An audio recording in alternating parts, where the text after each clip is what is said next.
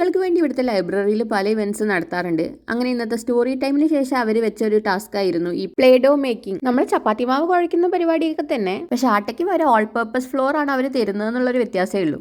പൊടിയൊന്ന് just തൊട്ടോക്കി, പക്ഷെ കൈകൊണ്ട് mix ചെയ്യാൻ ഒരു താല്പര്യം കുക്കൂന് ഉണ്ടായിരുന്നില്ല. സ്പൂണ് കിട്ടാത്തതുകൊണ്ട് അവിടെ ഇരുന്നൊരു സിപ്പ് ലോക്ക് എടുത്തിട്ടാണ് മിക്സ് ചെയ്യാൻ നോക്കുന്നുണ്ടായിരുന്നത്. മാവിൽ മിക്സ് ചെയ്യാൻ വേണ്ടി 2 കപ്പ് വെള്ളം കൊണ്ടുവന്ന് വെച്ചിട്ടുണ്ടായിരുന്നു.